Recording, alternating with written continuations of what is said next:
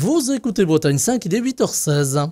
Bretagne 5, l'invité de la matinale. Et notre invité politique ce mardi matin est Antoine Ravard. Il est premier secrétaire du Parti socialiste des Côtes-d'Armor et également, depuis peu, candidat au municipal à Lamballe-Armor. Il va nous raconter tout ça au micro de Bretagne 5 matin. Merci de nous avoir rejoints. Bonjour. Merci et bonjour à vous. Alors, je le disais, on va parler des municipales tout à l'heure, mais j'avais envie de commencer ce matin par la situation internationale qui est plus explosive que jamais avec cette guerre entre l'Iran et Israël, guerre à laquelle vient de prendre part les États-Unis avec ces bombardements ce week-end de plusieurs sites nucléaires en Iran. Est-ce que c'est quelque chose qui doit nous inquiéter, ce qui se passe au Proche-Orient ? Il y a effectivement une augmentation absolument préoccupante des actes de guerre au Moyen-Orient depuis une dizaine de jours. Une dizaine de jours parce que d'abord, Israël avait conduit des bombardements sur le territoire de l'Iran. Et puis, comme vous l'avez dit hier, les États-Unis qui se sont joints à ces bombardements en tentant de détruire et d'attaquer les sites d'enrichissement d'uranium que détient le régime iranien. Au Parti socialiste, et je tiens à le redire, aujourd'hui, nous ne soutenons pas ces frappes américaines pour une raison simple, c'est que notre posture en matière de relations internationales, elle est la même en Ukraine qu'à Gaza, qu'en Iran, c'est celle du droit international. Le droit international, partout et tout le temps. Et bien que le régime iranien soit évidemment condamnable à plein d'égards, et d'ailleurs nous avions soutenu très fortement la mobilisation du peuple iranien qui continue autour de ce magnifique slogan « Femme, vie, liberté » depuis de nombreux mois maintenant, nous ne soutenons pas la dynamique des guerres dites préventives parce que, contrairement à ce que pense Benyamin Netanyahou, notamment le Premier ministre d'extrême droite en Israël, on ne fait pas la paix par la guerre. Faire la paix par la force, c'est une doctrine défendue par Benyamin Netanyahou, mais vous savez, depuis sa première élection au mi-temps des années 1990, il expliquait déjà à l'époque que l'Iran était à quelques semaines à peine d'avoir la bombe nucléaire. C'était il y a 30 ans. Et depuis, les contrôles de l'AIEA, faits de 2015 à 2018, lorsqu'il existait un accord de contrôle international sur l'enrichissement d'uranium en Iran, que Donald Trump a quitté unilatéralement sans qu'on comprenne bien pourquoi en 2018, l'AIEA, l'Agence internationale de l'énergie atomique, disait bien que le programme d'enrichissement d'uranium avait été interrompu. Alors aujourd'hui, on ne sait pas s'il était interrompu, les informations sont floues, mais moi je me réfère aux grands spécialistes des relations internationales en France qui nous disaient bien que l'Iran n'était pas à quelques semaines de l'arme nucléaire et que par ailleurs, le facteur de déstabilisation, de chaotisation, comme on peut le dire et le lire actuellement avec ces bombardements en Iran, ne fait qu'inflammer encore davantage la situation au Proche-Orient. Est-ce que néanmoins ça constitue pour le peuple iranien cette déstabilisation, ce chaos, la possibilité de s'introduire dans la petite marge de manœuvre pour espérer renverser le régime des mollahs? On va le voir, mais en général, l'histoire a montré que les interventions extérieures ne favorisaient pas les changements de régime, et notamment depuis les 20 et quelques dernières années, les interventions extérieures des États-Unis d'Amérique ont davantage et même quasi exclusivement créé du chaos dans les pays sur lesquels ils sont intervenus, évidemment l'Irak, l'Afghanistan, la Libye et d'autres. Plutôt que de favoriser un changement de régime. On souhaite le changement de régime, évidemment, je l'ai dit, ne serait-ce que pour la liberté du peuple iranien et d'abord pour celle-ci. C'est pour ça que nous soutenions le mouvement Femmes, Vie, Liberté et qu'on continue de le soutenir. La réalité, c'est qu'aujourd'hui, il existe assez peu d'alternatives en Iran puisque le régime des mollahs avait évidemment, comme toute dictature, conduit à l'emprisonnement, à l'assassinat de tous ses opposants politiques, mais un changement de régime dans un pays doit venir du peuple le premier concerné, et ce n'est pas par des bombardements venus de loin que l'on entraîne un changement de régime. On risque au contraire d'entraîner plutôt du chaos. Il y a une quasi-condamnation unanime, à l'image de ce que vous dites, de ces bombardements. Néanmoins, en catimini, on entend quelques soulagements en disant ça y est, on va pouvoir avoir en tout cas un Proche-Orient un peu plus stable si l'Iran n'a pas l'arme atomique, dans le sens où il aurait pu s'en servir finalement contre Israël. Mais l'Iran n'avait pas l'arme atomique pour le moment. Et l'Iran avait signé le traité de non-prolifération nucléaire, contrairement à Israël. Ça, c'est le premier point. Et encore une fois, je le dis, je ne pense pas qu'on obtienne la stabilité par la guerre. Du moins pas par les bombardements venus de l'extérieur, sans aucun projet ensuite politique pour reconstruire en Iran un gouvernement qui ne soit pas dictatorial, qui ne soit pas un gouvernement d'assassins envers ses opposants politiques, qui ne soit pas un gouvernement ouvertement, évidemment, sexiste et qui assassine même les femmes qui militaient pour demander de la liberté, comme c'était le cas ces derniers mois. Évidemment que ce serait souhaitable d'avoir un tel gouvernement en Iran. Aujourd'hui, ce n'est pas via les bombardements qu'on va l'obtenir. Ce qu'il faut faire davantage, c'est aller chercher la paix dans un premier temps, tout de suite retrouver les voies du dialogue et de la diplomatie en Iran comme à Gaza, parce que on voit aussi, permettez-moi de dire un mot là-dessus, c'est une stratégie politique, parce que ce n'est ni plus ni moins que cela, que Benyamin Netanyahou, qui a lancé cette guerre il y a 10 jours avant l'intervention des États-Unis, utilise depuis 30 ans qu'il est successivement Premier ministre, c'est que la fuite en avant guerrière permanente. Pour ne plus parler de Gaza, il s'attaque à l'Iran. Vous remarquerez qu'on ne parle donc plus de Gaza parce que de nouveau, il faudrait s'unir derrière les décisions de Netanyahou de bombarder l'Iran. Au Parti socialiste, nous refusons cela et nous voulons absolument continuer de condamner le génocide qui est en cours à Gaza et les dizaines de milliers de morts, les centaines de milliers d'enfants qui n'ont pas à manger, qui n'ont pas à boire, qui ne vont évidemment plus à l'école, qui n'ont plus accès aux soins. Et donc au-delà des 56 000 morts officiels des bombardements, on sait qu'il va y en avoir des dizaines de milliers d'autres dans les camps de réfugiés aujourd'hui, où comme je l'ai déjà dit, mais je le répète, des enfants ne peuvent ni boire, ni manger, ni avoir accès à des soins. Et on voit que Benyamin Netanyahou, quelques jours avant d'avoir lancé des bombardements contre l'Iran, avait résisté de très peu à une motion de censure à la Knesset, le Parlement israélien. Et c'est toujours la même chose, dès qu'il est déstabilisé sur la scène intérieure, il lance un conflit sur la scène extérieure. Sauf que le Proche-Orient et le Moyen-Orient ne peut pas être le théâtre de la survie politique de Benyamin Netanyahou. Voilà, vous parlez de survie politique. C'est vrai qu'il a une épée de Damoclès au-dessus de la tête avec nombre d'affaires qui doivent être jugées, d'ailleurs, qui sont en cours de jugement pour quelques-unes. Il y a aussi l'aspect international de ce qui se passe. On a entendu le président de la République hier soir, juste quelques minutes avant d'entrer dans un conseil de sécurité, un nouveau conseil de sécurité qui a été convoqué par lui-même, de reste, s'exprimer et avoir une position assez proche finalement de ce que vous dites, c'est-à-dire la diplomatie, toujours la diplomatie, encore la diplomatie. C'est tant mieux que la France, dans le moment, et j'espère avec l'Union européenne, tienne son rôle en disant d'abord la première urgence, c'est la paix dans toute la région. Ensuite, la première des obligations, c'est de respecter le droit international, y compris le droit de la guerre. La guerre est régulée par un droit de la guerre. Le droit humanitaire en ce qui concerne Gaza.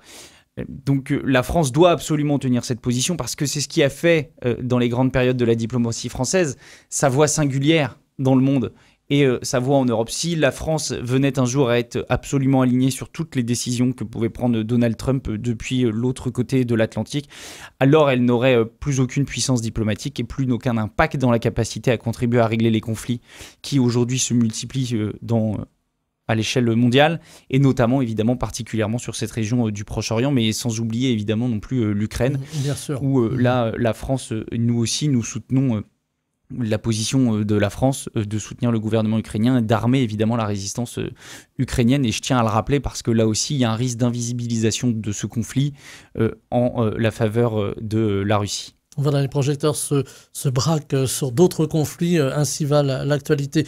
Évidemment, on n'oublie pas l'Ukraine. Avec, là aussi, vous parliez de non-alignement, ça revient un peu à une politique, en son temps, du général de Gaulle, qui ne voulait pas être aligné sur les décisions américaines, en l'occurrence, mais ça pose aussi la question des différents partis politiques ici en France. On a entendu hier soir, chez nos confrères d'LCI, Bruno Retailleau, le président de LR, mais aussi ministre de l'Intérieur, s'exprimer et ne pas être convaincu non plus que cette attaque était nécessaire.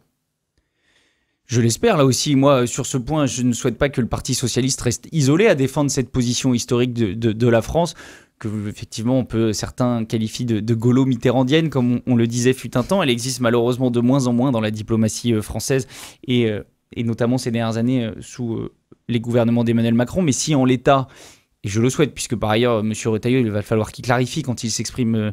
En l'occurrence, il est aussi ministre du gouvernement. Donc il est heureux que dans un tel moment de gravité, il ne dise pas l'inverse du président de la République. Ou alors, il ne pourrait plus travailler dans son gouvernement.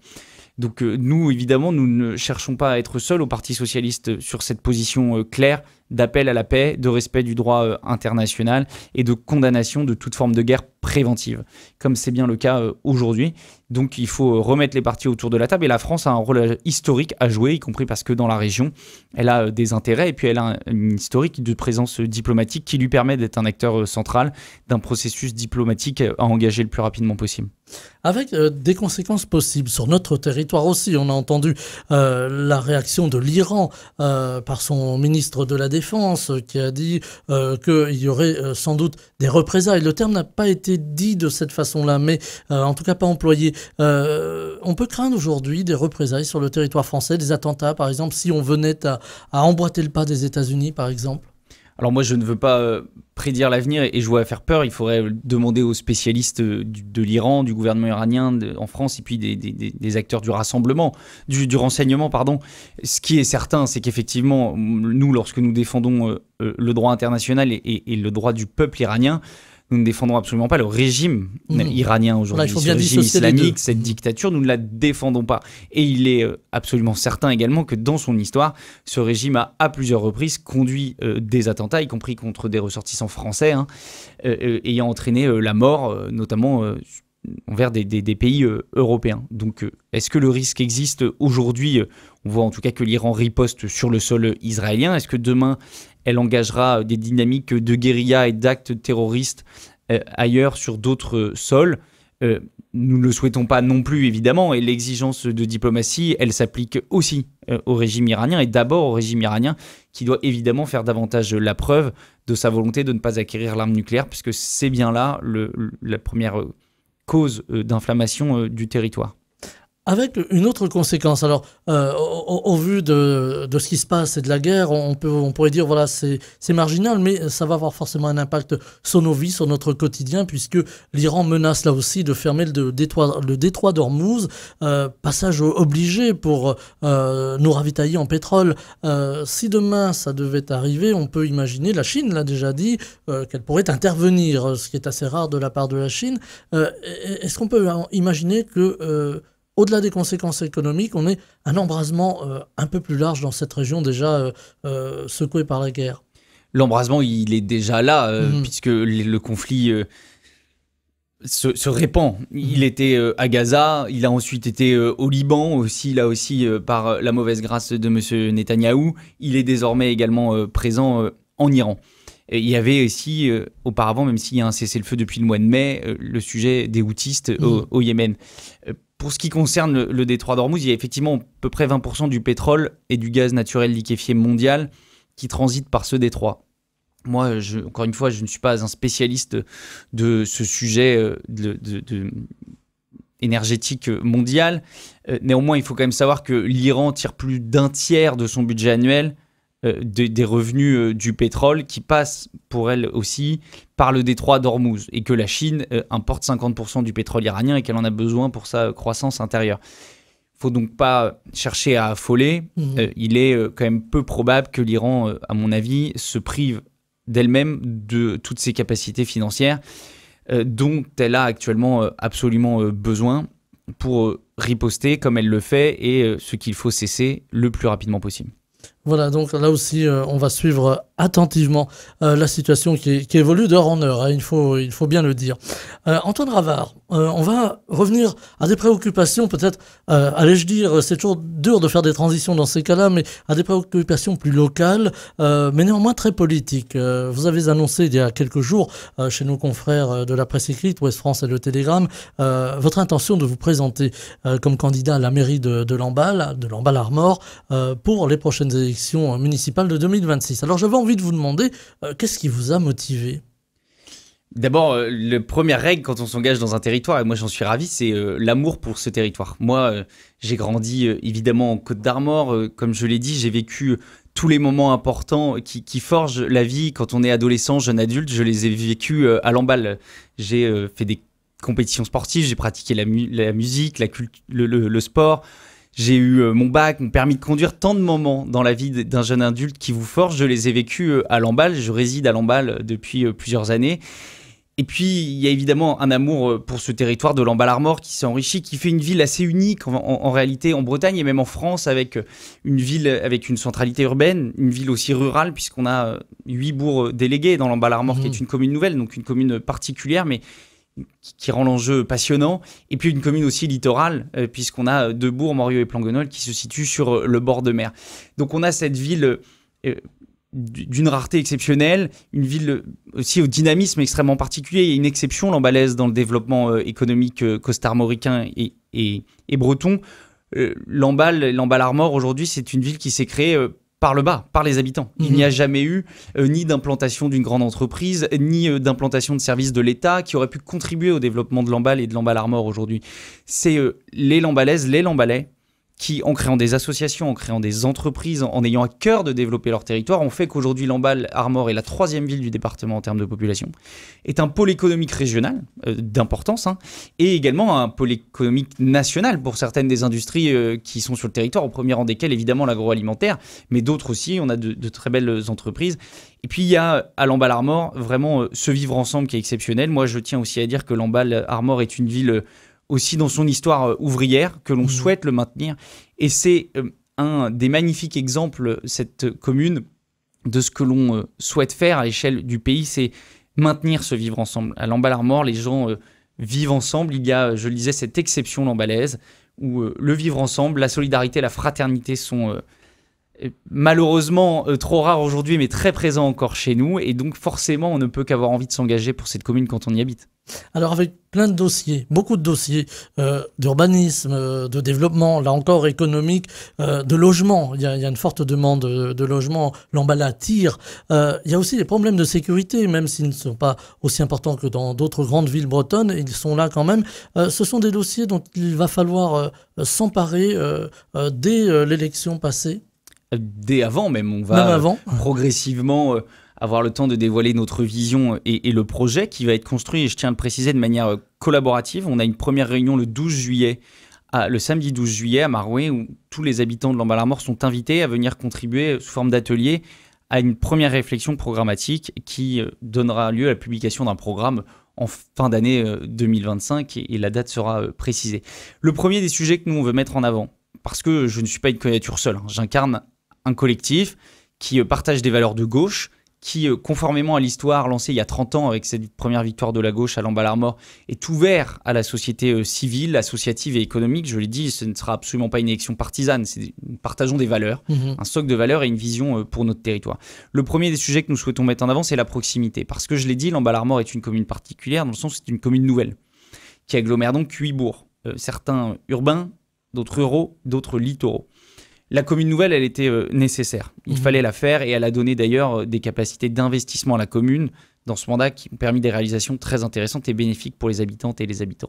Maintenant, les communes nouvelles, elles peuvent aussi parfois, et ça a été le cas, donner l'impression d'aller trop vite et donc de brusquer parce que d'éloigner le pouvoir, le niveau de prise de décision de la vie quotidienne des habitantes et des habitants.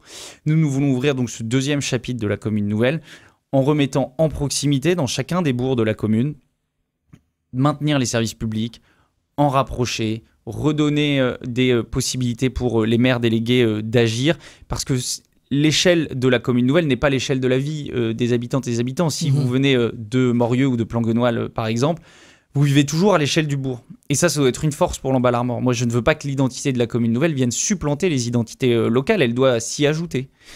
C'est un archipel, Lamballe-Armor, il faut le préserver. Ça, c'est la première priorité.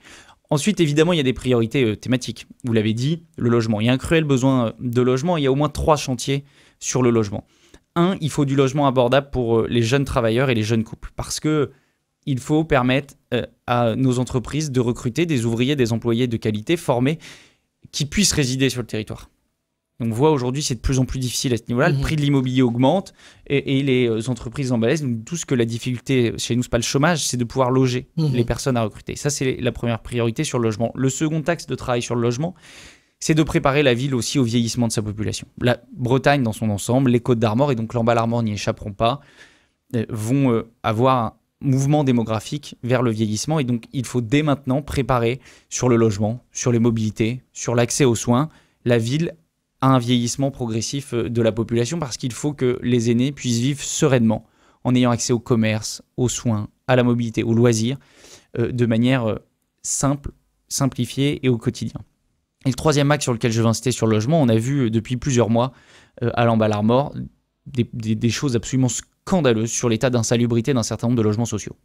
Moi, je veux le dire qu'avec la plus grande fermeté, si j'ai le bonheur de devenir maire de Lamballe-Armor, ce sujet sera absolument prioritaire parce qu'on ne peut pas avoir des logements sociaux pour les personnes les plus démunies de notre commune qui existent mais qui, dans les faits, sont invivables.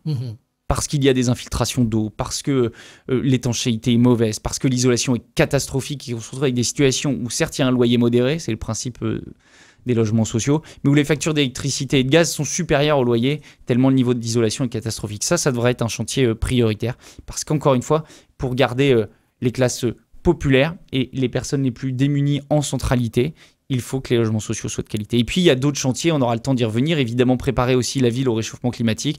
On veut continuer de développer le plan vélo. Il faut aller plus vite et plus loin sur les liaisons entre les bourgs, notamment sécuriser sur ces routes départementales et municipales.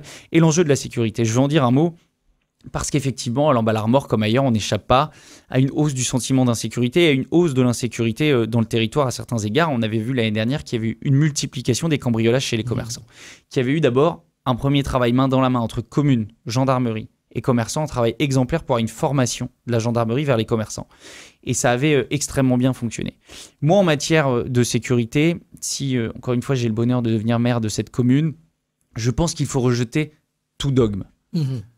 Le sujet de la sécurité, il est important pour les habitantes et les habitants. Il n'y a pas de place pour les dogmes, il n'y a de place que pour l'efficacité. Et l'efficacité, elle passe d'abord par la sécurité avec de l'humain. Ce sont d'abord les gendarmes pour le national et les policiers et policières municipaux qui sont en charge de la sécurité. Ça, c'est pour vraiment le message principal. Et puis ensuite, il y aura des sujets spécifiques à traiter. Je l'ai dit, la sécurité pour les commerçants, la sécurité dans le quartier de la gare, tout un tas de sujets, mais on aura le temps de les détailler et croyez-moi qu'on y travaille déjà très sérieusement. Voilà, là on balaye un petit peu les différents sujets. Vous avez parlé de la mobilité tout à l'heure. Alors Lamballe a une gare qui fonctionne même très bien. Souvent on entend les habitants justement des périphéries dire oui, mais alors la gare il faut y aller, il n'y a pas toujours de service de bus, etc.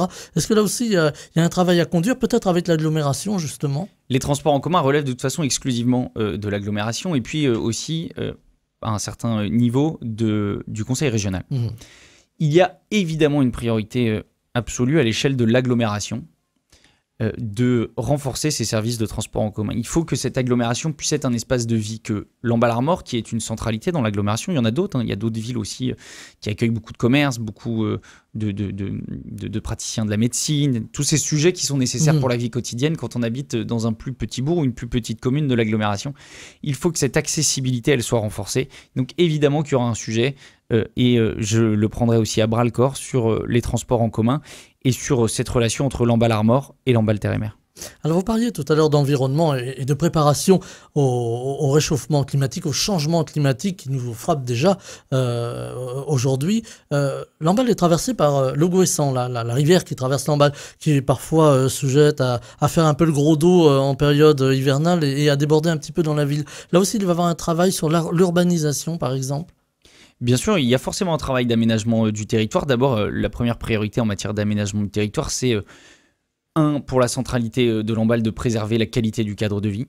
Et puis, il va y avoir, permettez-moi de détourner un peu votre question, mais j'y reviendrai, un travail d'urbanisation dans un certain nombre des bourgs délégués. Il y a eu ces dernières années, notamment grâce à la commune nouvelle, de belles réalisations pour moderniser un certain nombre de bourgs, notamment à Plangonoual, récemment à Morieux, où un commerce multiservice vient de s'implanter. Et c'est extrêmement important dans les bourgs de quelques centaines ou quelques milliers d'habitants d'avoir cette présence commerciale qui perdure. Il y aura un sujet d'aménagement du territoire, de revitalisation d'un certain nombre de nos bourgs et je mettrai la priorité là-dessus, notamment pour les bourgs qui se trouvent au sud et à l'est, donc dans la partie plus rurale de Lamballe-Armor. Pour ce qui est plus spécifiquement du Gouessant, c'est évidemment un sujet emblématique de Lamballe-Armor. C'est à la fois un élément de fierté parce que, je le dis, rien que le nom de Gouessant dit beaucoup de notre territoire. Et puis c'est un sujet évidemment à travailler pour des raisons de pollution, pour des raisons de dégradation écologique, y compris en lien avec le plan d'eau à Lamballe-Armor, où là aussi il faudra reprendre le chantier. Nous y sommes prêts, nous sommes actuellement en train de travailler et nous travaillerons surtout, je l'ai dit, avec les habitantes et les habitants pour construire ce projet collectivement. Alors justement, les habitantes, les habitants de Lamballe, les Lambalaises et les Lambalais, hein, je le dis pour nos auditeurs lointains qui ne connaissent pas le nom des... Lamballe-Armoricain même. Alors Lamballe-Armoricain désormais, voilà. Justement, ils ont des demandes, ils ont parfois des doutes aussi, ils ont des attentes. Là aussi, on peut imaginer que lorsque vous serez aux affaires, comme l'on dit, vous aurez, j'allais dire, en tout cas, vous accorderez plus de place à la démocratie, ce qu'on appelle la démocratie participative. Alors, c'est évidemment aussi là, et je vous remercie de poser cette question, un sujet primordial pour nous. Et je le dis notamment en tant qu'homme de gauche, parce que la gauche, depuis de nombreuses années, pense de grands bouleversements démocratiques à l'échelle nationale, mais l'a assez peu pensé finalement à l'échelle des collectivités. Et à l'échelle des collectivités locales, moi, je souhaite le faire. C'est d'ailleurs le premier acte que je fais là-dessus, c'est la manière dont nous voulons préparer ce programme. Il sera collaboratif. Je l'ai dit, il y aura une première réunion le 12 juillet, il y en aura d'autres après septembre, il y aura un site collaboratif qui sera lancé aussi, un site internet, de manière à ce que chacun puisse contribuer à la réflexion collective et à l'élaboration de notre projet pour Lamballe-Armor.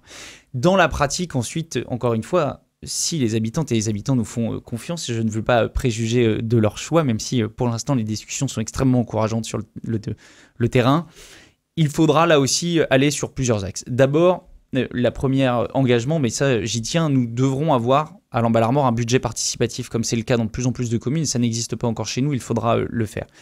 Nous aurons aussi un travail à mener sur davantage de réunions de présentation de l'action de l'équipe municipale dans chacun des bourgs chaque année. J'y tiens. Expliquer exactement ce que l'on fait et entendre ce que les gens n'ont pas compris ou n'ont pas apprécié ou ce qu'ils souhaiteraient voir développer pour demain, parce que vous savez, dans ces réunions-là, certains s'amusent toujours à dire qu'on prend des critiques, mais en vérité, on prend aussi et des encouragements et de très bonnes idées. Quand on écoute les habitantes et les habitants qui vivent leur territoire au quotidien, leur quartier, c'est là qu'on a les meilleures idées pour l'aménagement du territoire. Et puis, il y aura aussi un travail à conduire sur la transparence de l'action municipale. Je fais que plus facilement les conseils municipaux qui sont diffusés sur les réseaux sociaux en direct, mais peut-être qu'il y a moyen de davantage communiquer aussi sur les travaux faits en commission.